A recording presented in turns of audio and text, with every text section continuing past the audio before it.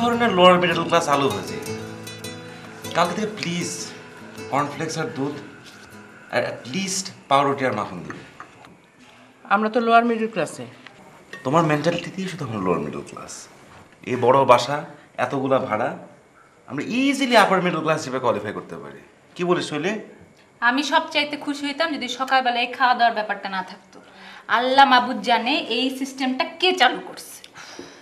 আল্লাহ মাহবুব যখন তোকে বিয়ে দিবে তখন তুই তোর বাসায় গিয়ে আরামসে নাস্তা সিস্টেম বন্ধ করে দিস। তোর হাজবেন্ড খুব খুশি হবে, টাকা সব বেঁচে যাবে। বেশি কথা বলবো না, বুঝছো? আমার একটা প্রস্তাব আছে। এই তোর আবার কিসের প্রস্তাব? যা কাজে যা। এই জন্যতেই দেশে গণতন্ত্র নাই, গরিবের কথার দাম নাই। একদম ঠিক মা, গরিবের কথা বন্ধ করো না। তুই বল। সকালবেলা পেট ভরা ভাত খাইলেই তো হয়। হলো তো এবার গরিবের গণতন্ত্রের দাম দাও। তোর এই প্রস্তাবটা পাশ হলো। কাল থেকে সকালবেলা নাস্তার টেবিলে গরম ভাত। মা, সাথে শুকনো মরিচ পোড়া। চুপ থাক। আরে তোদেরকে একটা কথা বলবো বলে ভাবতেছি, কিন্তু বারবারই তোদের কথা চটে ভুল হয়ে যাচ্ছে।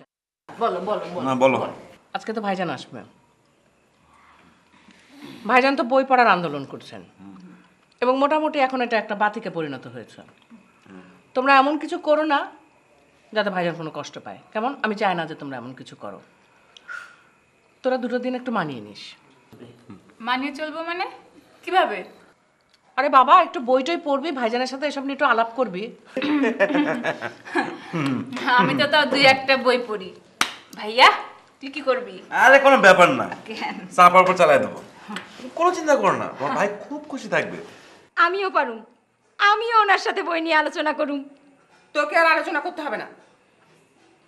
এই রান্নাঘরে কি যেন পড়ে যাচ্ছে, গন্ধ পাচ্ছি। হাই আল্লাহ, দুধ পুরাই যাইতেছে মনে হয়। বাবা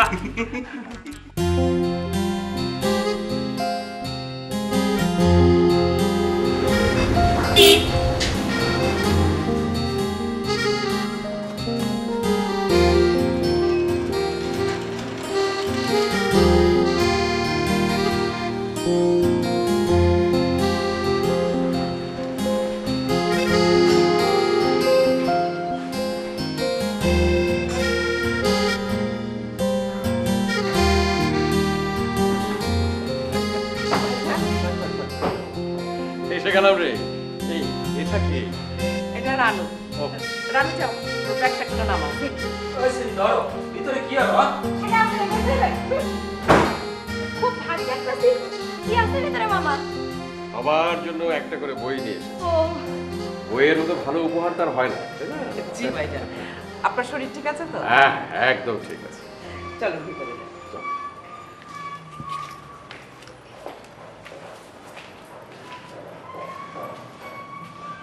হঠাৎ জরুরি তলব?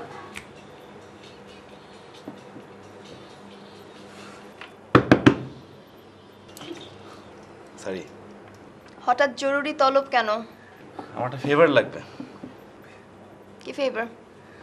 আমাকে কিছু বইটই দিতে হবে তোমার। হঠাৎ ভূতের মুখে রাম নাম? বলো না, আমার বাসায় একজন মামা এসেছেন, উনি বইয়ের আন্দোলন করেন, আর মা বলেছেন যে ওনাকে কয়েকদিন আমার খুশি রাখতে হবে। তা কিভাবে খুশি রাখবে? ওই কয়েকটা বই নিব, তাই নাড়াচাড়া করবো, দেখাবো যে খুব বই পড়ি আমি। এটা কিছু হলো? বই পড়ো? ইম্পসিবল, এটা বই পড়ার সময় না। This is the digital age.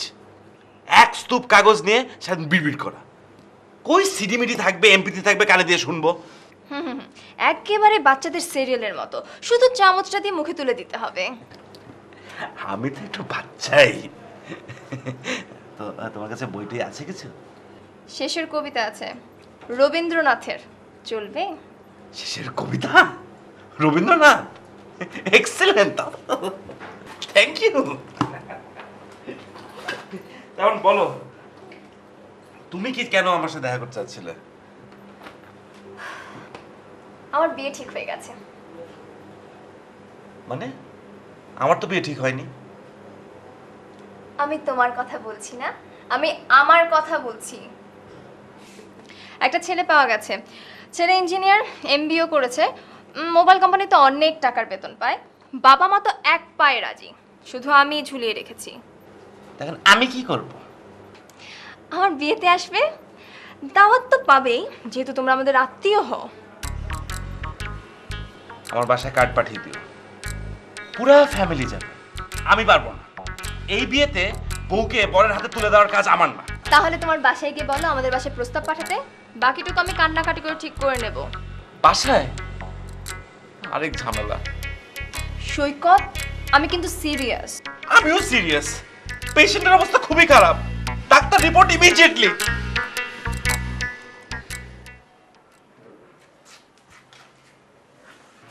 Ranu, নিয়ে আয়। ভাইজান, আপনার দোয়ায় আপনার ভাগনা ভাগ্নেরা বইটই পড়ে। মেনু বই পড়ে বুঝলাম, টই কিরে? ও একটা কথার কথা ভাইজান। না, বই নিয়ে তো কথার কথা চলবে না। বই একটা সিরিয়াস বিষয়। বই মানুষের চোখ খুলে দেয়, মানুষের মনকে উদার করে। মানুষ আর পশুর মধ্যে পার্থক্যটা কোথায়? পার্থক্যটা হলো মানুষ লিখতে পড়তে পারে, পশু পাখি পারে না। আর মানুষ রান্না করতে পারে, পশু পাখিরা রান্না বান্না করতে পারে না। রাইট, ও তো ভালো কথা বলেছে। মানুষ আগুনের ব্যবহার জানে, পশু পাখিরা জানে না। আরে সভ্যতার শুরুই তো ওখান থেকে। হ্যাঁ, মেয়েটার তো বেশ বুদ্ধি আছে। ও মা, আমি রান্না করতে পারি আর বুদ্ধি বানাবো না? ও যা, ভেরি গুড।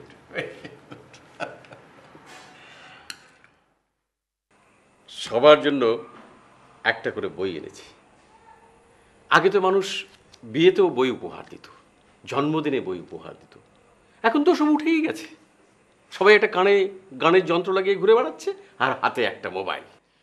ভাইয়া, আয় ভাইয়া, এখানে আসো, এখানে আসো।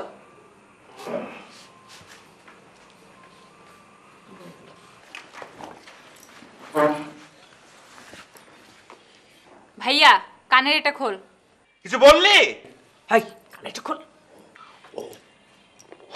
সরি। এইটা কি সবসময় গান শুনতে হবে নাকি? মামা এখানে ভালো ভালো কথা বলছে, এখানে বসে শোন। হ্যাঁ বলো। কোথায় গিয়েছিলে? ও, একটা বইয়ের খোঁজ করতে। বই? কি বই রে? তেমন কিছু না, একটা কবিতার বই। কবিতার বই? কার লেখা? কবি বলতে তো আমরা বাংলাদেশে এই 2-3 জনই বুঝি। এইটা রবীন্দ্রনাথের। রবীন্দ্রনাথের কবিতার বই? আচ্ছা আচ্ছা, দেখি কি কি কি বই, দেখি দেখি দেখি। শেষ কবিতা। কণ্ঠ! এটা কবিতার বই? শেষের কবিতা? ভাইয়া, এটা উপন্যাস, কথা। শেষের কবিতা লেখা আছে তো। সৈকত, শেষের কবিতা যে একটা উপন্যাস এটাও তুই জানিস না?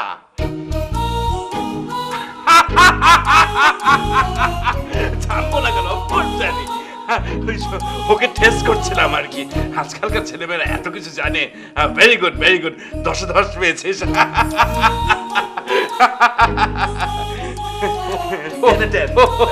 Very good. তাই তো